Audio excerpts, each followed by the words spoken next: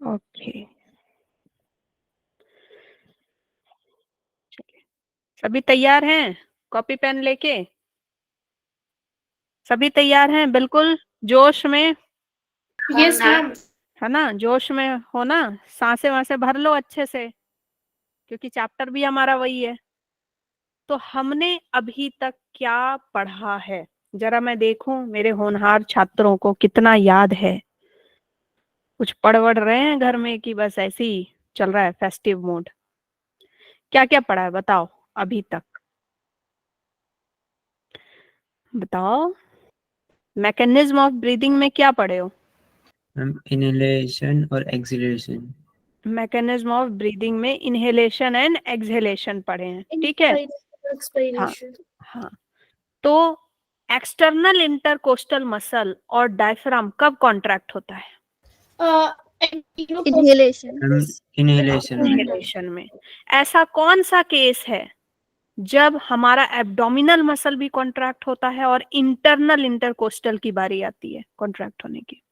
होता है तो हाँ, फोर्सफुल एक्सपिरेशन। फोर्सफुल, जब आपके पीछे डॉगी लग जाए, है ना, आपके पीछे सांप लग जाए, तब दौड़ते हुए, या पापा देख ले आपको कहीं मस्तियां करते हुए, तब जब आप दौड़ते हैं ना, बिल्कुल घर पहुंचते हैं, उस समय बिल्कुल पेट भी दुखता है, एब्डोमिनल मसल, और जब कफ करते हैं, ठीक है, खांसते हैं बहुत जोर से, तो पेट दर्द होता है ना, और इंटरनल इंटरकोस्टल मसल फोर्सफुल कब होता है बेटा? फोर्सफुल एक्सहेलेशन के टाइम पे ना, एक्सहेलेशन के टाइम पे ही सिर्फ कौन काम करता है? इंटरनल इंटरकोस्टल मसल, ठीक है, वेरी गुड। ओके, मुझे ये बताइए कि जो हमारा ट्रैकिया है, ट्रैकिया जो है, उसमें किस तरह का टिश्यू प्रेजेंट है? Ciliated epithelium. Pseudo stratified ciliated complement epithelium. Very good, pseudo stratified ciliated columnar epithelium, very good very good. ये नाम बिल्कुल याद हो जाना चाहिए बेटा, ठीक है। Tissue in trachea. उसके बाद मुझे ये बताइए कि नेक्स्ट हमने ये पढ़ा था कि हमारा कंडक्टिंग पार्ट कहाँ से कहाँ तक है? कंडक्टिंग एक्सटर्नल नोस्ट्रल से ब्रोंकाइल। नॉस्ट्रिल से लेकर के nostril to, very good, bronchiole, ठीक है। अच्छा, कहाँ पे आपका ये नहीं प्रेजेंट होता है, सी सेप कार्टिलेज एब्सेंट होता है? Alveoli and terminal bronchiole. इन दोनों में आपका सी सेप कार्टिलेज प्रेजेंट नहीं होता है। अच्छा, ये जो सी सेप कार्टिलेज होता है, इस कार्टिलेज का क्या नाम है? कौन सा cartilage? Incomplete cartilaginous. Ma'am hyaline. Hyaline, क्या बात है, किसने जवाब दिया भाई? रीवा। वेरी गुड रीवा, ठीक है। हाइलिन कार्टिलेज, सी सेप कार्टिलेज का क्या नाम है? Hyaline cartilage. अच्छा, हमारे लैरिंस में कितने कार्टिलेज प्रेजेंट हैं? लैरिंस में कितने कार्टिलेज प्रेजेंट हैं टोटल? 9 कार्टिलेज। कितने हैं? 9 कार्टिलेज, ठीक है। अच्छा, नेक्स्ट मुझे ये बताइए कि इसका फॉर्मूला क्या है वीसी का? ट्रिक से ही बता दो। हाँ, टाई लगाता है ना ये, टाई लगाता है। वीसी क्या करता है बेटा? टाई लगाता है। तो टी से टाइडल वॉल्यूम, टाइडल वॉल्यूम। ई से inspiratory, expiratory reserve volume, very good very good, ठीक है। अब मुझे ये बताइए कि इंस्पायरेटरी रिजर्व वॉल्यूम की जो अमाउंट है वो क्या होती है? 2500 से 3000। 3000, ठीक है, लीटर की millilitre? Millilitre. Very good, millilitre. Litre कभी नहीं बोलोगे, है ना, लीटर कभी भी नहीं बोलोगे।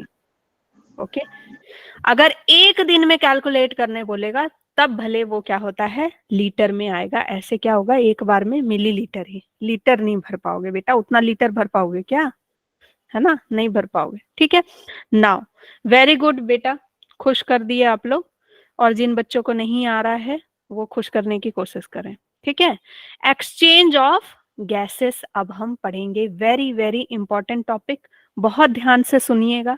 ठीक है, बहुत ध्यान से सुनना है आपको।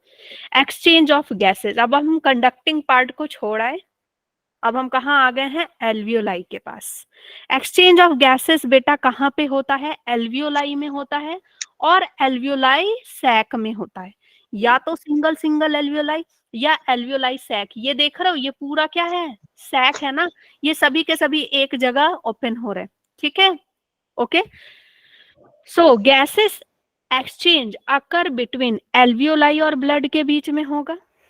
Yes ma'am. और कहाँ पे गैस एक्सचेंज होगा, अब ये ब्लड में आ गया आपका गैस, ब्लड कहाँ लेकर के जाएगा गैस को, टिश्यू में। ठीक है, तो एल्वियोलाई और ब्लड के बीच में जो एक्सचेंज होता है, इसको हम एक्सटर्नल रेस्पिरेशन बोल सकते हैं, बोल सकते हैं। Yes ma'am. ठीक है, क्योंकि इसमें सेल का कोई काम नहीं है। ठीक है, ठीक है, आपके बॉडी सेल का कोई काम नहीं, ब्लड और टिश्यू के बीच में क्या हो रहा है, इंटरनल रेस्पिरेशन। ठीक है, इंटरनल रेस्पिरेशन हम इसको बोल रहे हैं। ठीक है, और ऑक्सीजन और CO2 कैसे एक्सचेंज होते हैं हमारे बॉडी में, by the process of simple diffusion, by the process of simple diffusion. चलो ठीक है, ये आपने देखा, ये मैं पूरा आपको अभी बताने वाली हूँ। ठीक है, चलो अब हम सबसे पहले समझेंगे किसको, एल्वियोलाई को समझेंगे। एल्वियोलाई, आपका एल्वियोलाई कैसा दिखता है, ऐसे अंगूर की तरह, अंगूर की तरह दिखता है। ठीक है, इसके अंदर सेल होते हैं। ठीक है, इसके अंदर सेल होते हैं, इसको कौन सा बोला जाता है बेटा, टिश्यू, जल्दी बताओ, 12th वाले बच्चे बताएंगे, है तो किसी को पता है क्या मैम? ये जो सेल है इसको क्या बोलते हैं, कौन सा है, कौन सा टिश्यू है, एक साथ टिश्यू, कौन सा टिश्यू बोलेंगे, ग्रीन वाले को, स्क्वामस।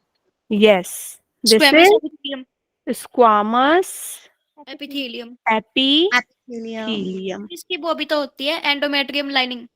ठीक है, यस, स्क्वामस एपिथेलियम इसको बोलेंगे। ठीक है, अब यहाँ बीच बीच में जहां मैंने जगह छोड़ा है, यहाँ पे कौन है, simple cuboidal, simple cuboidal tissues है।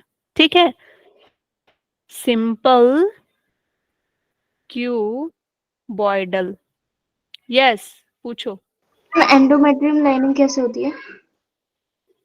अभी मैं बताऊंगी, रुको, एक और लाइन बनाऊंगी तो आपको बताऊंगी एंडोमेट्रियम। ठीक है, सिंपल क्यूबॉइडल टिश्यू।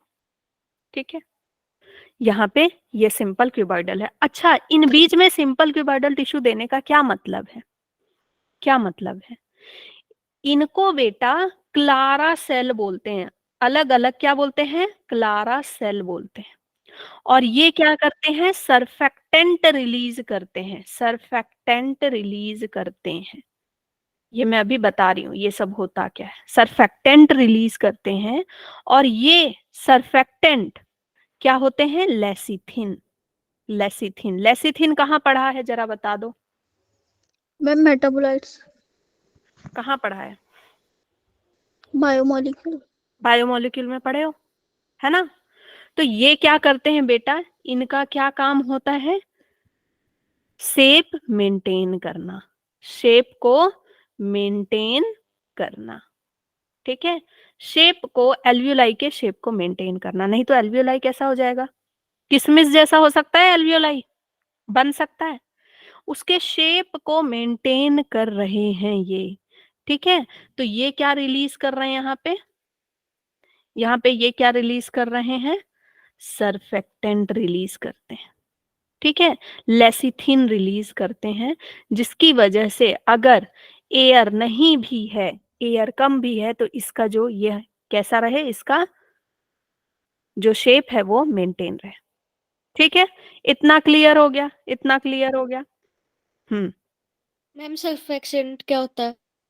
सरफेक्टेंट बेटा जो शेप को मेंटेन करे, सरफेस से रिलीज होने वाला कुछ ऐसा केमिकल है जो शेप को मेंटेन करने में काम आता है, ठीक है।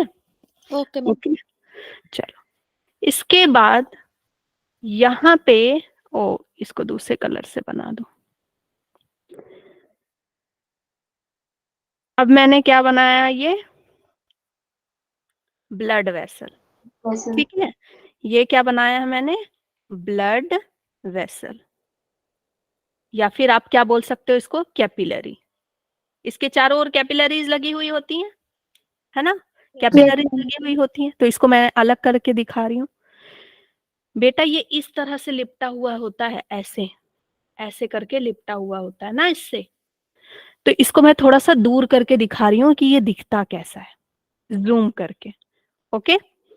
तो यहाँ पे इसके अंदर भी क्या प्रेजेंट होता है, स्क्वामस, स्क्वामस एपिथेलियम। यहाँ एपिथेलियम नहीं, यहाँ जो स्क्वामस होता है उसको हम स्क्वामस एंडोथीलियल बोलते हैं, ओके मैम। टिश्यू, ठीक है। ओके, ब्लड वेसल में ही सिर्फ आपका क्या प्रेजेंट है, एंडोथीलियल प्रेजेंट है, ठीक है। अब इसके बीच में कुछ तो होगा, कुछ तो होगा, नहीं तो ये घिस नहीं जाएंगे आपस में, रगड़ रगड़ के घिस जाएंगे ना। तो इनके बीच में क्या होता है, इनके बीच में होता है बेटा बेसमेंट, बेसमेंट मेम्ब्रेन। क्या है ये, बेसमेंट मेम्ब्रेन है, ठीक है। बेसमेंट मेम्ब्रेन किसको किसको बोलते हैं, ये जो बीच में जो प्रेजेंट है, it is rich in blood supply, ठीक है। और ये इसका जो एल्वियोलाई का जो लास्ट वाला पार्ट है, और जो आपका ब्लड वेसल का लास्ट वाला पार्ट है, तीनों को मिलाकर के हम क्या बोलते हैं, बेसमेंट मेम्ब्रेन बोलते हैं, ठीक है। ये तीनों को मिला के हम क्या बोल रहे हैं, बेसमेंट मेम्ब्रेन। कुछ छूटा तो नहीं है, नहीं, ठीक है। ओके, इन तीनों को मिलाकर के हम क्या बोल रहे हैं, बेसमेंट मेम्ब्रेन बोल रहे हैं, ठीक।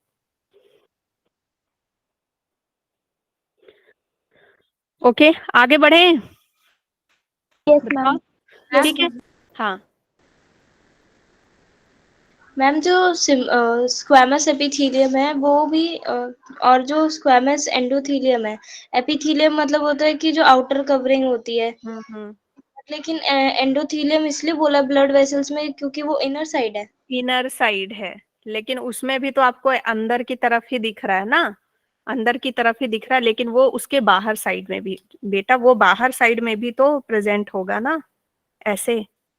जो आपका एल्वियोलाई है, ये पूरा, ये वाला जो लेयर है, ये पूरा किसका बना हुआ है, ये पूरा किसका बना हुआ है, स्क्वामस एपिथेलियम का बना हुआ है, ठीक है, एपिथेलियम का बना हुआ है। और स्क्वामस ही क्यों प्रेजेंट है, ये क्वेश्चन आता है कि स्क्वामस ही क्यों प्रेजेंट है, बताओ, व्हाई स्क्वामस ओनली। मैम वो थिन होता है, डिफ्यूजन आसानी से बहुत होगा। थिन होता है, बहुत थिन होता है। और एक क्वेश्चन आपको ये आता है कि ये जो डिस्टेंस होता है, ये कितना होता है, लेस देन 1 मिलीमीटर, ठीक है, 1 मिलीमीटर से भी कम का इसका स्पेस होता है। नाउ, और ये बिल्कुल देखने में कैसा लगता है, जैसे आपका बास्केटबॉल चला गया किसके अंदर, नेट के अंदर, या फिर एप्पल है किसके अंदर, नेट के अंदर। बिग बाजार से खरीदते हो ना, नेट के अंदर एप्पल होता है, वैसा देखने में लगता है, ठीक है। नाउ, अब हम पढ़ते हैं पार्शियल प्रेशर, ठीक है।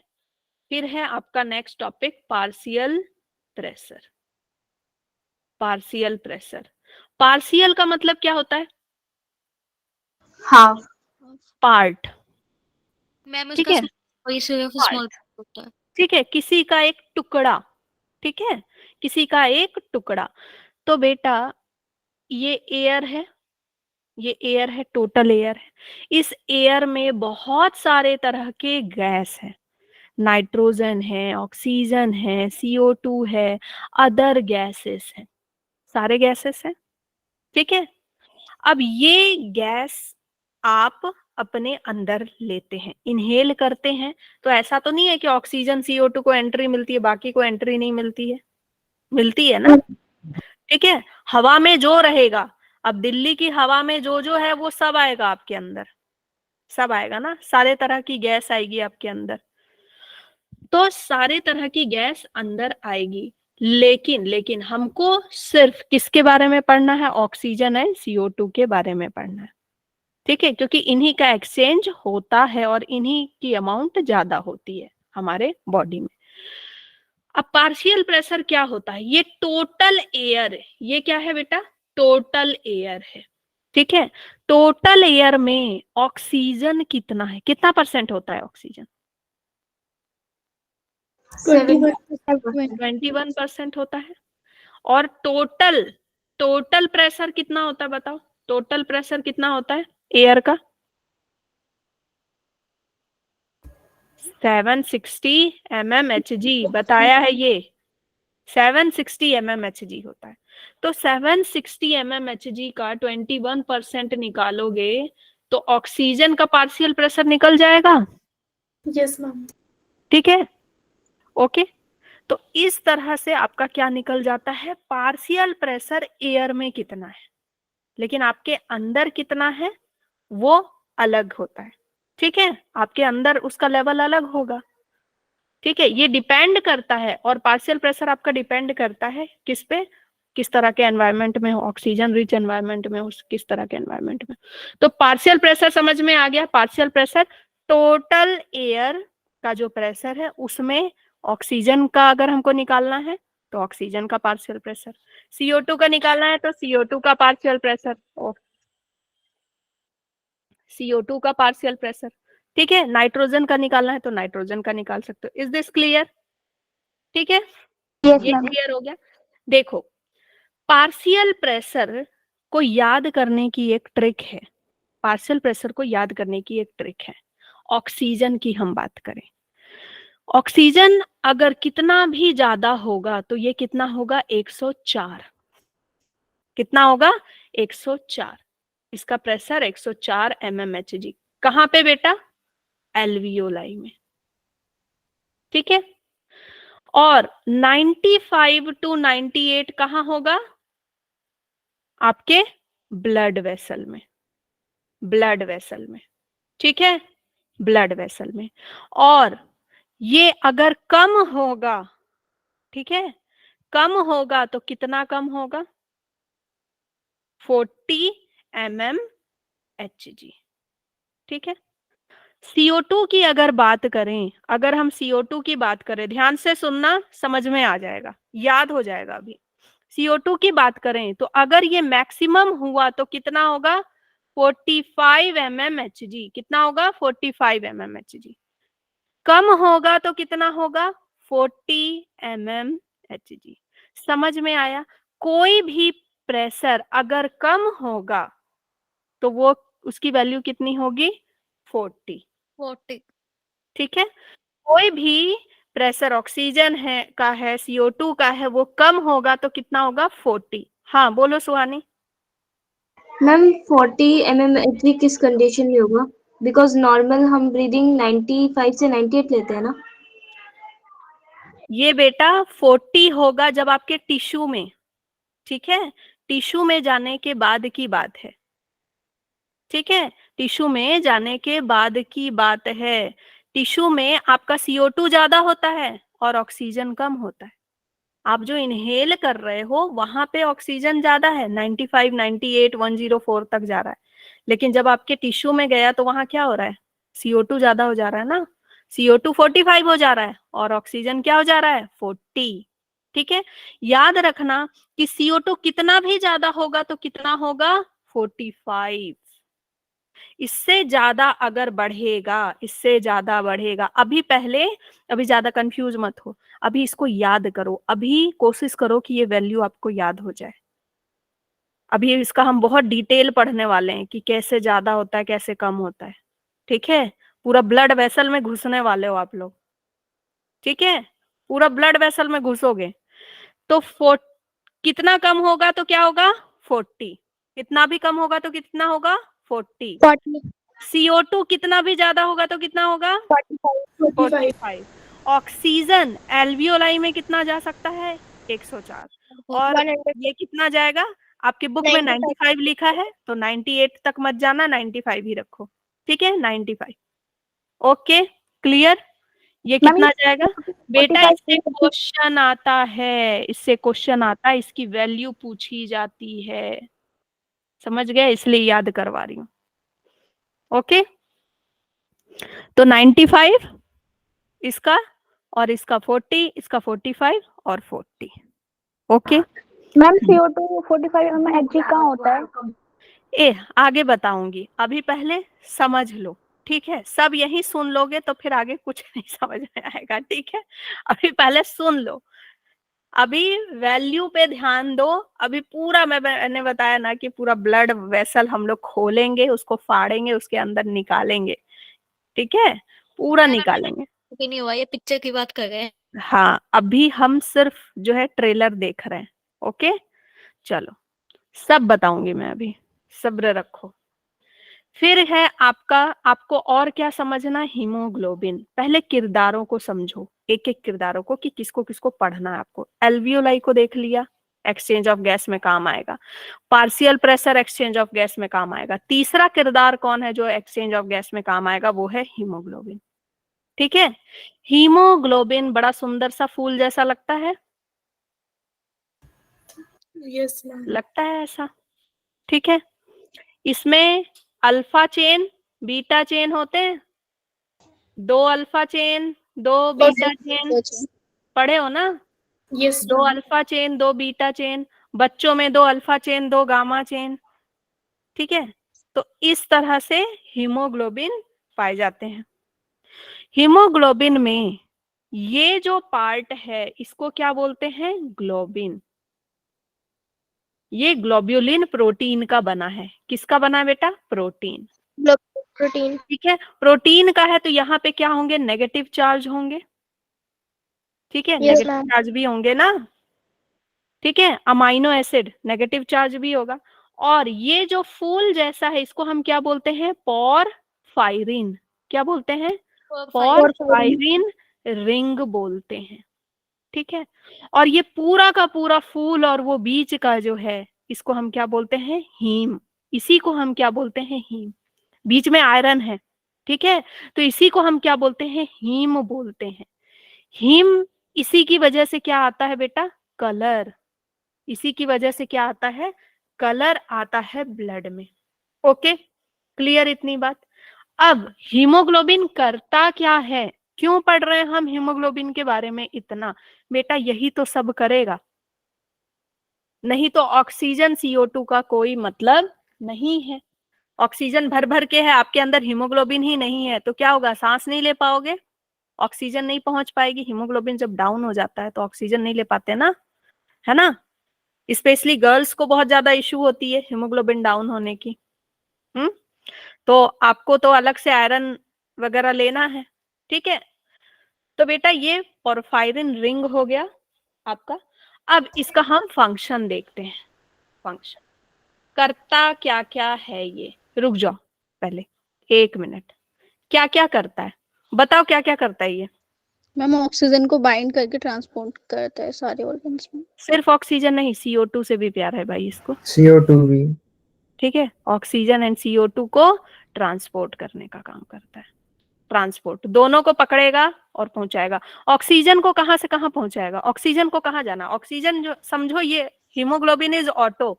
ऑटो भाई साहब रुक जाइए, ऑक्सीजन कहां जाना चाहती है, हार्ट से लेके एल्वियोलाई में है ठीक है, एल्वियोलाई में है, एल्वियोलाई से कहाँ जाएगी ये?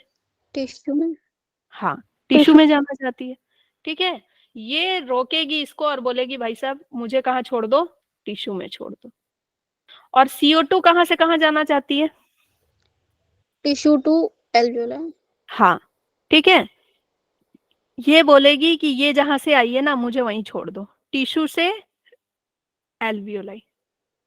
तो भाई हीमोग्लोबिन खुश, दोनों तरफ का खर्चा निकल गया। होता है ना ऑटो वाले, भाई मैं आपके मोहल्ले तक जाऊंगा, उधर से मेरे को मिल जाएंगे क्या, है ना, मुझे यात्री मिल जाएंगे, तो मिल गए इसको यात्री। ठीक है, एल्वियोलाई से टिश्यू, टिश्यू से एल्वियोलाई। और क्या काम करता है ये, पता है और क्या काम करता है? मैम रेड कलर देता है ब्लड को। Very good.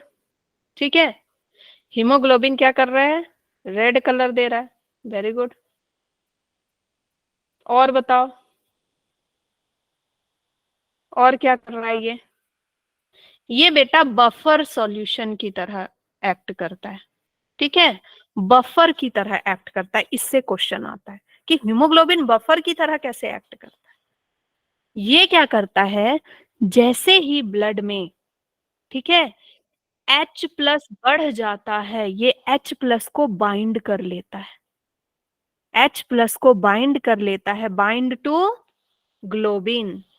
ठीक है, ग्लोबिन में नेगेटिव चार्ज है, H+ जैसे ही ज्यादा होगा, समझ रहे हो, H+ ज्यादा होने का मतलब क्या है, H+ ज्यादा होने का मतलब क्या है कि ब्लड में क्या हो गया, एसिडिटी बढ़ गई, यस मैम। एसिडिटी बढ़ जाएगी। तो ये बोलेगा भाई मतलब पेट में एसिडिटी बढ़ाओ, ब्लड में थोड़ी बढ़ाना है, ब्लड में एसिडिटी नहीं बढ़ानी है, ब्लड में एसिडिटी बढ़ जाएगी तो भाई गुस्सा आने लगेगा आपको बहुत भयानक, है ना, और बस हो जाएगा, टिकट कट जाएगा फिर, है ना, टिकट नहीं काटना है बंदे का टिकट नहीं काटना है। तो ये क्या करता है, H+ को बाइंड कर लेता है अपने ग्लोबिन पार्ट में, यहाँ बैठा लेता है पीठ पे, आ जा भाई, चलो मैं तुझे तुम्हारे घर तक छोड़ दूं, यहाँ तुम्हारा कोई काम नहीं। तो एक ग्लोबुलिन में क्या करेगा, H+ को बाइंड कर लेगा, यहाँ H+ बाइंड हो जाते हैं। ठीक है, बाइंड होकर के इनको फेंक आता है बाहर। ओके, तो ये किस तरह से काम कर रहा है, बफर की तरह काम कर रहा है, मेंटेन कर रहा है पीएच। ठीक है, बफर की तरह काम कर रहा है मतलब क्या कर रहा है बेटा, मेंटेन कर रहा है pH. Is this clear? Yes ma'am. ठीक है, इतना क्लियर हो गया सबको? ओके, हाँ मैम जो ऑक्सीजन की कंसंट्रेशन थी टिश्यूज में 40 mmHg इसलिए थी ना क्योंकि CO2 की भी 40 mmHg, क्योंकि जो हमारा हीमोग्लोबिन है वो CO2 और कार्बन डाइऑक्साइड दोनों को ही ले जाता था टिश्यू में। हाँ। अभी और समझोगे कि क्यों है ऐसा। ठीक है, अभी आधा समझो, अभी और समझोगे। ठीक है, चलो, ये बाइंड करता है, ठीक है, ये तीनों के साथ बाइंड करता है, ये कार्बन मोनोऑक्साइड के साथ भी बाइंड करता है, CO2 भी इसको पसंद है और ऑक्सीजन भी पसंद है, लेकिन इसको सबसे ज्यादा कौन पसंद है, ऑक्सीजन। सबसे ज्यादा कौन पसंद है, गंदा दोस्त, CO2। हमें कौन पसंद आता है सबसे गंदा, गंदा जो होता है ना, गंदा लड़का क्लास का, वो बहुत पसंद आता है हमें, है ना, क्यों, क्योंकि वो हमें कैसा लगता है, मतलब थोड़ा कूल टाइप का लगता है, गंदे दोस्त कूल टाइप का लगता है ना, अरे चलो पंखा तोड़ देते हैं स्कूल का, अरे चलो इसको मार डालते हैं, है ना, मतलब कत्ल नहीं, मतलब मारते हैं, है ना, इसकी कॉपियां फाड़ देते हैं, वैसे दोस्त बहुत मजे आते हैं। तो कार्बन मोनोऑक्साइड जब आपकी बॉडी में बढ़ जाता है बेटा, बंद कमरे में आग जला दो, कार्बन मोनोऑक्साइड बढ़ जाएगा बॉडी में, तो क्या, कहानी खत्म, टाटा बाय बाय, है ना, गंदे दोस्त ज्यादा पसंद आते हैं। उसके बाद उससे थोड़ा सा, ठीक है, उसके बाद कौन पसंद आएगा, CO2, CO2। उसके बाद कौन पसंद आएगा, O2। अच्छे वाले, जो हमारे स्वास्थ्य के लिए अच्छा खाना होता है, वो घिया, तुरई, करेला बिल्कुल अच्छे नहीं लगते, है ना, लेकिन पिज्जा, बर्गर, चीज, ये सब हमें बहुत अच्छे लगते हैं, तो इसलिए ये बता दी। हाँ, तो कार्बन मोनोऑक्साइड के लिए इसकी बहुत ज्यादा एफिनिटी है। तो कार्बन मोनोऑक्साइड के साथ जब ये ऐड होता है हीमोग्लोबिन, तो ये क्या बनाता है? Carboxy carboxy haemoglobin. Haemoglobin, carboxy haemoglobin. ठीक है, कार्बोक्सी हीमोग्लोबिन। ओके, देखो यहाँ नाम भी लग रहा है ना, बॉक्सी, जैसे बॉक्सिंग, मतलब फाइटिंग करने वाला बंदा, इसको बहुत मजा आ रहा है हीमोग्लोबिन को इसके साथ। अरे वाह, मजा आएगा है। फिर CO2 के साथ जब ये ज्वाइन होता है तो क्या बनाता है? Carb amino haemoglobin. समझ गए? तो आपको कंफ्यूज नहीं होना है कि CO2 के साथ मिलके कार्बोक्सी, बच्चे ये बहुत गलत करते हैं। कार्ब अमीनो और उसके साथ कार्बोक्सी, ठीक है। और ऑक्सीजन के साथ बाइंड होगा तो क्या बनाएगा? Oxy oxy haemoglobin. Haemoglobin, short में लिख रही हूँ HbHb, ठीक है, oxy haemoglobin. Is this clear? ये पूरा क्लियर हो गया, ठीक है। Yes ma'am. ओके, और एक और काम करता है ये बहुत काम करता है भाई, अकेला बंदा, समझ रहे हो, बहुत काम करता है। इसीलिए जब आपके बॉडी में हीमोग्लोबिन कम हो जाती है ना, बिल्कुल पड़े रहते हो यूं, प्रोक्रेस्टिनेशन करने की इच्छा होती है, कुछ करने का मन नहीं करता है, हाँ, दौड़ना चाहते हो, खेलना चाहते हो, लेकिन कुछ नहीं अच्छा लगता। ये एक और काम करता है, नाइट्रस ऑक्साइड के साथ बाइंड करके इसको कहाँ पहुंचाता है? आर्टेरियोल में। ये आप पढ़ोगे आगे, ठीक है, आर्टेरियोल में, ये बॉडी फ्लूइड में पढ़ोगे। ये आर्टेरियोल में जाकर के क्या करता है बेटा? डिलेशन का काम करता है, आर्टेरियोल को फैलाने का काम करता है जब जरूरत पड़ती है, ठीक है, जब जरूरत पड़ती। इतना आपको पढ़ना है नहीं, ये मैंने एक्स्ट्रा बताया है ये सब, नाइट्रस ऑक्साइड, ताकि अगर आपको ये तो पता हो भाई कि हीमोग्लोबिन भाई साहब है कौन, ठीक है। चलो, इतनी बातें हो गई, हमने ये सब पढ़ लिया। नाउ नाउ नाउ और क्या बता दूं मैं? चलो, एक्सचेंज ऑफ गैसेस में देखें यहाँ क्या लिखा हुआ है। एक्सचेंज ऑफ गैस कहाँ होगा? लंग्स में होगा और टिश्यू में होगा, दो जगह होगा, ठीक है, लंग्स में होगा और टिश्यू में होगा। ऑक्सीजन और कार्बन डाइऑक्साइड एक्सचेंज होंगे, बाकी गैस की हम बातें नहीं करते हैं। कैसे होंगे? Bye simple diffusion. ओके, क्या क्या फैक्टर हैं? देखो बेटा, ये क्वेश्चन आता है, what are the factor that affect exchange of gases? सबसे पहले प्रेशर, प्रेशर कितना है गैस का, ठीक है, बाहर कौन सा गैस ज्यादा है और अंदर कौन सा गैस ज्यादा। बेटा, जब तक आपके टिश्यूज में CO2 ज्यादा नहीं होगा तब तक वो एक्सहेल नहीं होगा, है ना। अंदर ज्यादा होगा उसका प्रेशर, तभी तो वो बाहर जाएगा, अंदर से हायर से लोअर कॉन्सेंट्रेशन में जाएगा ना, ठीक है, अंदर से बाहर जाएगा।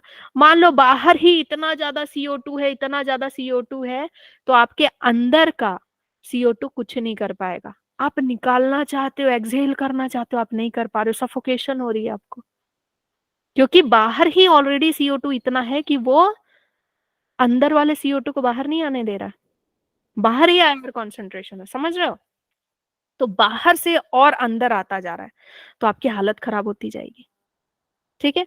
सॉल्युबिलिटी ऑफ गैस, कौन सा गैस कितना सॉल्युबल है, इस पे डिपेंड करता है, ये हम अभी देखेंगे। थिकनेस ऑफ मेम्ब्रेन, जो एल्वियोलाई है ना, एल्वियोलाई और जो ब्लड वेसल है, उस वहां पे कितना थिकनेस है, ठीक है, कितना थिकनेस है मेम्ब्रेन का, वो थिक नहीं होना चाहिए। अगर उसमें म्यूकस भर गया तो क्या होगा बेटा?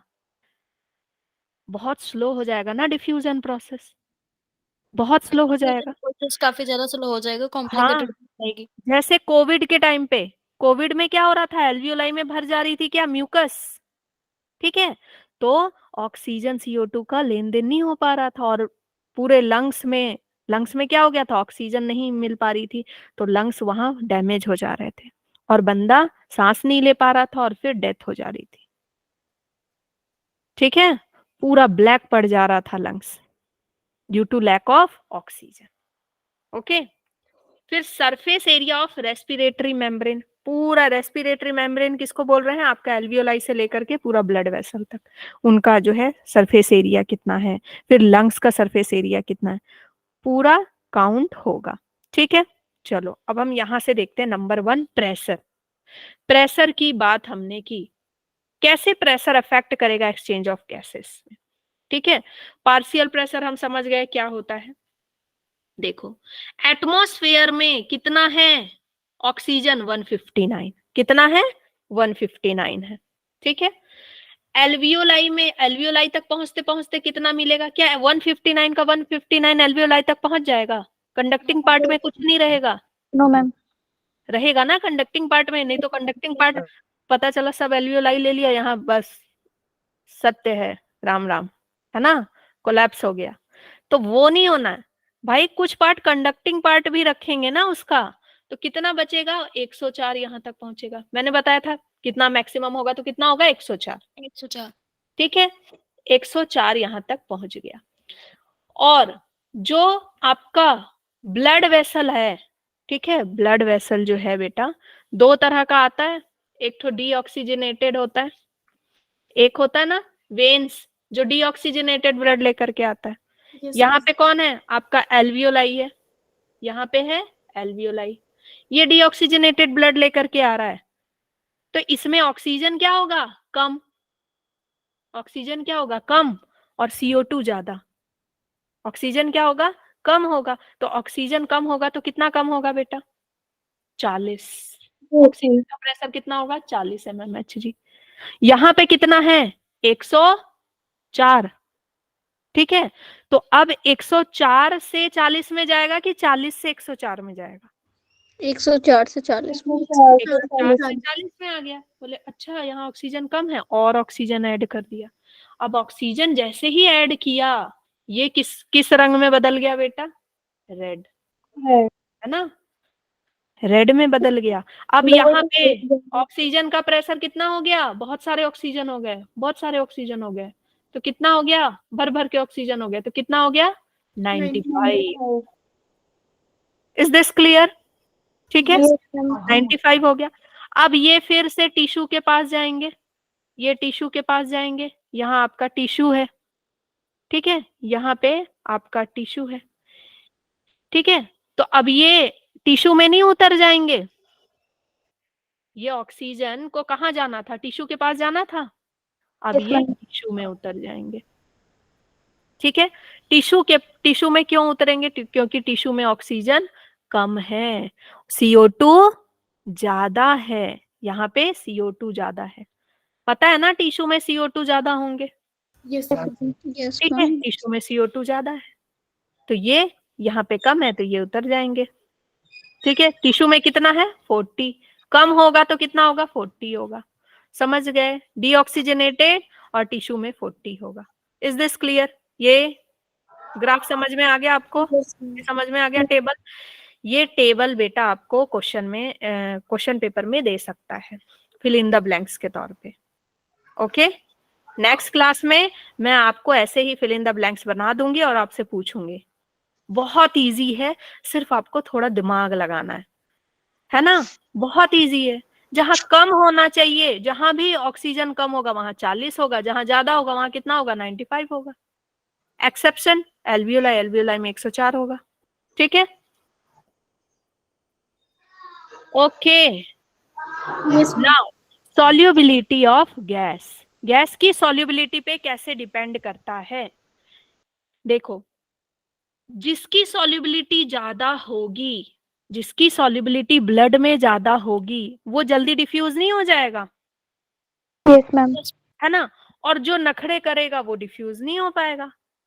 मतलब जिसको तैरना आता है वो जल्दी नहीं पार हो जाएगा, और जो बोलेगा नहीं भाई जब तक नाव नहीं आएगी तब तक तो मैं नहीं जाऊंगा, तो वो नहीं जा पाएगा जल्दी, है ना।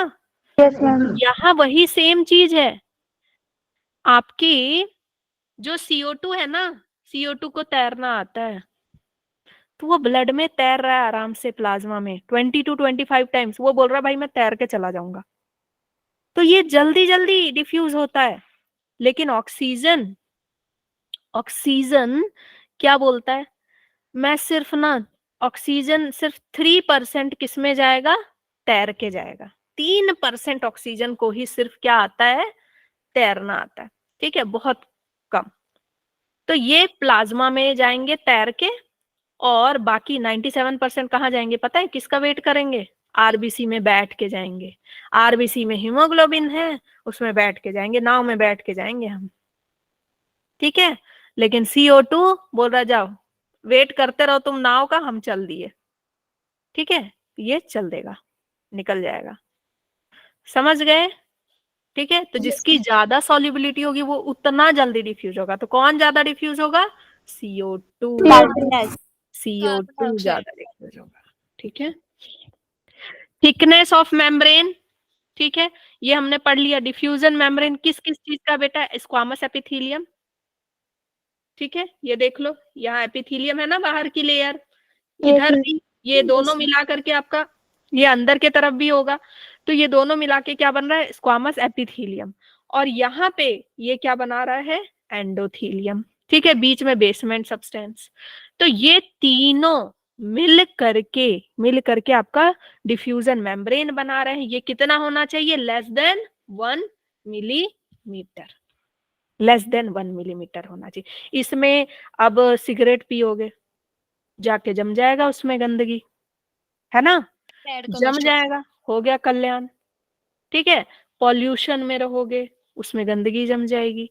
तो पॉल्यूशन में रहने से, फिर उसके बाद स्मोकिंग करने से, या फिर लगातार एलर्जी है, म्यूकस सिक्रेट हो रहा है, इम्यून सिस्टम सही नहीं है, तो इन सब की वजह से वहां क्या होता है बेटा, वो जो थिकनेस है वो बढ़ जाती है। ठीक है, थिकनेस क्या होती है, बढ़ जाती है। और धीरे धीरे कुछ केसेस में तो ये एल्वियोलाई स्टिफ हो जाता है, कड़ा हो जाता है। समझ गए? और फिर वो सब केस में फिर डेथ हो जाती है पर्सन की।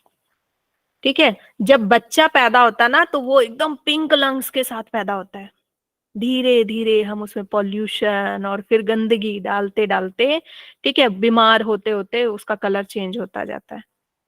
आपने देखा होगा ना, एड वगैरह जो आते हैं, जो स्मोकिंग वाले एड आते होंगे ना, उसमें दिखाता है जैसे लंग्स नहीं हुआ, चमड़े का चप्पल हुआ, यूं ऐसे निचोड़ के दिखाता है लंग्स को, है ना, जैसे चमड़े के चप्पल को कीचड़ में डुबो करके उसको निचोड़ रहे हैं, वैसा।